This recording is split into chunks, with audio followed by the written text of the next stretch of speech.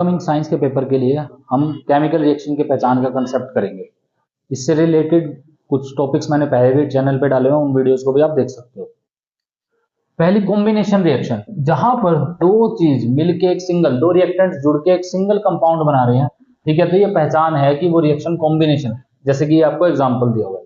Decomposition reaction, यहाँ पर एक सिंगल कंपाउंड जो है वो दो या दो से ज्यादा कंपाउंड्स में ब्रेक हो रहा है।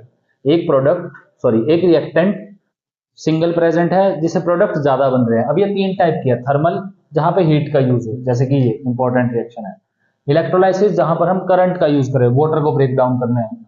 हाइड्रोजन गैस और ऑक्सीजन गैस, इससे रिलेटेड क्वेश्चन हम अभी डिस्कस करेंगे आगे। फोटोकेमिकल, जहां पर AgCl, इसको हम सनलाइट की हेल्प से ब्रेक डाउन करते हैं, ठीक है, तो यानी कि एक से ज्यादा बन रहे हैं, तो ये पहचान है डिकम्पोजिशन की। ये दोनों एक दूसरे के अपोजिट होते हैं। डिस्प्लेसमेंट, यहां पर एक आपको क्या प्रेजेंट है, सॉल्ट, और दूसरा क्या प्रेजेंट है, एक मेटल, ये पहचान है, ये इसको डिस्प्लेस कर देगा, ठीक है। टेबल आपको लर्न करनी है केदारनाथ का माली वाली। जो हाइयर मेटल है वो लोअर को डिस्प्लेस कर सकता है। डबल डिस्प्लेसमेंट की क्या पहचान है, यहां पर दोनों ही क्या होंगे, सोल्ट, आयंस के एक्सचेंज होंगे।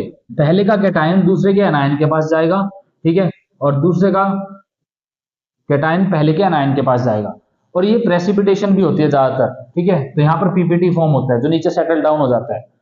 रिडॉक्स, अगर यहां पर ऑक्सीजन हट रही है तो रिडक्शन, ऑक्सीजन जुड़ रही है तो ऑक्सीडेशन। हाइड्रोजन का कंसेप्ट बिल्कुल ऑक्सीजन से अपोजिट है, यानी कि हाइड्रोजन यहां पर ऐड होगी तो भी रिडक्शन होगा, यहां पर हाइड्रोजन रिमूव होगी तो भी ऑक्सीडेशन होगा।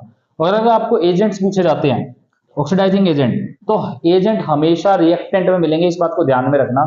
हमें प्रोडक्ट की तरफ नहीं जाना, उस ऑप्शन को सिलेक्ट भी नहीं करना। जहां पर रिडक्शन हो रही है वो रिएक्टेंट ऑक्सीडाइजिंग एजेंट होता है, अपोजिट।